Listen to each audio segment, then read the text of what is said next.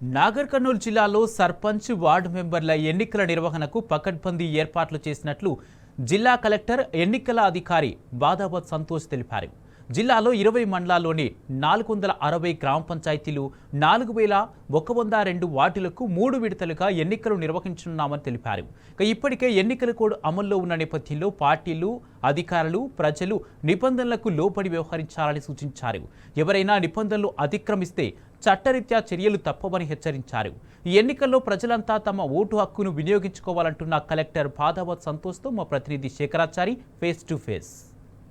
నాగర్ కర్నూలు జిల్లాలో గ్రామ పంచాయతీ ఎలక్షన్స్ కోసం ఇప్పటికే అధికారులంతా కూడా పూర్తి సన్నాహకాలతో పాటు అన్ని ఏర్పాట్లు చేసినటువంటి పరిస్థితి కనిపిస్తూ ఉంది. ప్రస్తుతం మనము నాగర్ కర్నూలు జిల్లా కలెక్టరేట్లో ఎన్నికల అధికారి కలెక్టర్ బాదావత్ సంతోష్ గారు ఉన్నారు. వారితో మాట్లాడి మరిన్ని విషయాలు తెలుసుకుని ప్రయత్నిద్దాం. సార్ చెప్పండి, ఈ గ్రామ పంచాయతీ ఎన్నికల కోసం ఎలాంటి ఏర్పాట్లు చేశారు, ఎంతమంది సిబ్బందిని వాడుతా ఉన్నారు, మన దగ్గర ఎన్ని గ్రామ పంచాయతీలు ఉన్నాయి, ఎన్ని టోటల్గా ఎలాంటి ఏర్పాట్లు ఉన్నాయి సార్? సో మనకి ఇక్కడ నాగర్ కర్నూలు జిల్లాలో మొత్తము 460 గ్రామ పంచాయతీలు ఉన్నాయి. దాన్ని మనం 3 ఫేసెస్లో డివైడ్ చేస్తున్నాం. మొదటి ఫేజ్లో 151 గ్రామ పంచాయతీలు, రెండో ఫేజ్లో 151 గ్రామ పంచాయతీలు, మూడో ఫేజ్లో 158 గ్రామ పంచాయతీలు అనేది మనము డిసైడ్ చేయడం జరిగింది. ఫస్ట్ 6 మండలాలు, సెకండ్ ఫేజ్లో 7 మండలాలు, తర్వాత ఫేజ్లో 7 మండలాలు చేయడం. ఎంసీసీకి సంబంధించిన నోడల్ ఆఫీసర్స్ని పెట్టి అంతా డీఫేస్మెంట్ కావచ్చు, మిగతా ఎంసీసీ ఆల్రెడీ రిస్ట్రిక్షన్లో ఎన్ఫోర్స్ అవ్వడం జరుగుతుంది. దాంట్లో భాగంగా మనం ఎఫ్ఎస్టీ టీమ్స్ ఆల్రెడీ కూడా అపాయింట్ చేయడం జరిగింది. మండల్కి ఒకటి చొప్పున 20 ఎఫ్ఎస్టీ టీమ్స్ని పెట్టుకోవడం జరిగింది. అట్లానే ఎస్ఎస్టీ టీమ్స్ మనం 3 పెట్టుకోవడం జరిగింది. అలానే మనకి గ్రామ పంచాయతీకి సంబంధించి ఈ స్టేజ్ 1 ఆర్ఓస్, స్టేజ్ 2 ఆర్ఓస్ కూడా మనం ఐడెంటిఫై చేయడం జరిగింది. వాళ్ళందరికీ ఒక రౌండ్ ఆఫ్ ట్రైనింగ్ నిన్న ఇవ్వడం జరిగింది. ప్రతి ఎంపీడీఓ ఆఫీస్లో వాళ్ళని పిలిపించి వాళ్ళకి కావాల్సిన రిక్వైర్ మెటీరియల్ కావచ్చు, మిగతా అన్ని అరేంజ్మెంట్స్ కూడా మనము చేసుకోవడం జరిగింది. సో వాళ్ళకి కావాల్సిన ట్రైనింగ్ కావచ్చు, మెటీరియల్ కావచ్చు, అవన్నీ కూడా ఇచ్చి మనం అన్ని రకాలుగా మన నామినేషన్కి కావాల్సిన అన్ని అరేంజ్మెంట్స్ కూడా చేయడం జరిగింది.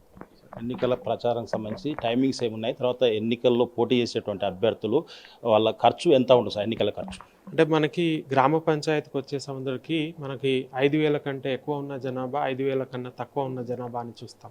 5,000 కన్నా ఎక్కువ ఉన్న జనాభా అయితే వార్డు మెంబర్కి 50,000, సర్పంచ్కి 2,50,000.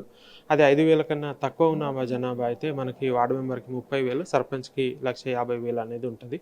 సో వాళ్ళు ఏదైనా చేయాలనుకుంటే మనము అది పర్మిషన్ అప్లై చేసుకొని ఆ పర్మిషన్ ప్రకారం మనకి ఈ లౌడ్ స్పీకర్స్ 6 వరకు అలో ఉంటుంది. దాని ప్రకారం మనం అప్లై చేసుకొని దాని ప్రకారం ఏమైనా చేయాలనుకుంటే చేసుకోవచ్చు. ఎన్నికల కోడ్ అమల్లో ఉన్నందున జిల్లాకు సంబంధించినటువంటి ఎన్ని చెక్ పోస్టులు ఏర్పాటు చేస్తున్నారో, చెక్ పోస్టుల గురించి, తర్వాత మామూలుగా రైతులు ఉంటారు ఈ సమయంలో, వాళ్ళకు ఎలాంటి సూచన చేస్తారు, తర్వాత ఎన్నికలకు సంబంధించిన నియమాలు ఎట్లా ఉండబోతుంది చెక్ పోస్టులు? 3 చెక్ పోస్టులు నాగర్ కర్నూలు జిల్లాలో పెట్టడం జరుగుతుంది. ఒక చెక్ పోస్టు మనకి హైదరాబాద్ నుంచి కనెక్ట్ అయ్యే సైడ్ నుంచి ఒక దగ్గర మనం పెట్టుకోవడం జరుగుతుంది. ఒక చెక్ పోస్టు మోస్ట్లీ మనము నల్గొండ నుంచి కానీ ఇటు మహబూబ్ నగర్ నుంచి కానీ మనకు ఫేస్ని బట్టి ఒక చెక్ పోస్ట్ పెట్టుకోవడం జరుగుతుంది. ఒక చెక్ పోస్టు మనము మన్ననూరు దగ్గర మనకు అది ఇంటర్ బార్డర్ కూడా ఉంటుంది. సో అటు సైడ్ నుంచి వచ్చే అన్నిటికీ కూడా ఒక చెక్ పోస్ట్ పెట్టుకోవడం జరుగుతుంది.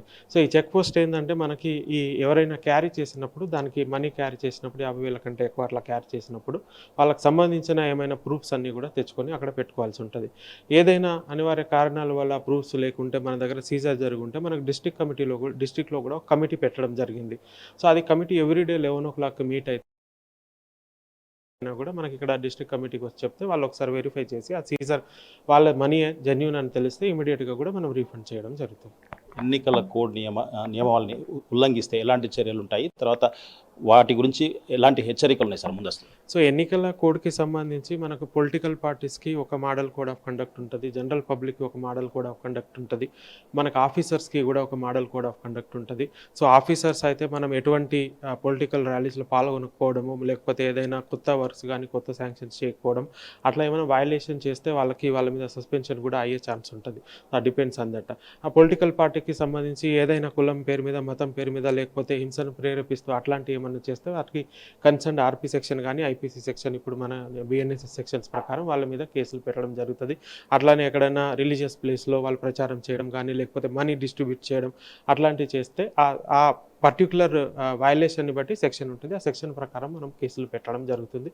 జనరల్ పబ్లిక్కి ఏదైనా ఇట్లానే వాళ్ళు కూడా ఏమైనా ఈ డబ్బులు క్యారీ చేయడం కానీ, లేకపోతే హేట్ స్పీచ్లు అట్లాంటివి ఏమైనా ఉంటే మనకి కన్సర్న్ బిఎన్ఎస్ సెక్షన్ ప్రకారం వాళ్ళ మీద కూడా మోడల్ కోడ్ వయలేషన్ కేసెస్ పెట్టడం జరుగుతుంది. జిల్లా కలెక్టర్గా లేదంటే ఎన్నికల అధికారిగా జిల్లా ఓటర్లకు ఏం సందేశం ఇస్తారు సార్? సో ఈ ఎలక్షన్ని అందరూ కూడా ఉపయోగించుకోవాలి, అందరు ప్రజలు కూడా వచ్చి తమ ఓటు హక్కును వినియోగించుకోవాలి. ఇది రాజ్యాంగం ఇచ్చిన హక్కు కాబట్టి దాన్ని మనం అందరం ఉపయోగించుకోవాలి. ఎటువంటి ప్రలోభాలకు, ఎటువంటి ఎవరైనా వచ్చి డబ్బులు ఇస్తాను కానీ వేరేలాగా చెప్పుకున్నా అటువంటి ప్రలోభాలకు లోను కాకుండా మీకు నచ్చిన అభ్యర్థికి మీకు నచ్చిన విధంగా ఓటు చేసుకోవాలి. బట్ ఖచ్చితంగా కూడా అందరూ ఓటును వినియోగించుకోవాలని ఈ సందర్భంగా నాగర్ కర్నూలు జిల్లా ప్రజలందరినీ కూడా రిక్వెస్ట్ చేస్తాను. Thank you. శాంతమైనటువంటి వాతావరణంలో ఎన్నికల కోసం అన్ని ఏర్పాట్లు చేస్తున్నాం కాబట్టి ప్రతి ఒక్కరు కూడా ఓటు హక్కును వినియోగించుకోవాలని చెప్పేసి ప్రతి గ్రామ పంచాయతీలో ప్రతి పౌరుడు ఓటు హక్కున ప్రతి వ్యక్తి కూడా వచ్చి ఓటు హక్కును నిర్భయంగా వేయాలని చెప్పేసి దానికోసం అన్ని ఏర్పాట్లు చేశామని చెప్పేసి నాగర్ కర్నూలు జిల్లా కలెక్టర్ బదావత్ సంతోష్ చెప్పినటువంటి పరిస్థితి కనిపించింది. వీడియో జర్నలిస్ట్ రామకృష్ణతో శేఖరాచారి, టీ న్యూస్, నాగర్ కర్నూలు జిల్లా కలెక్టరేట్ నుంచి.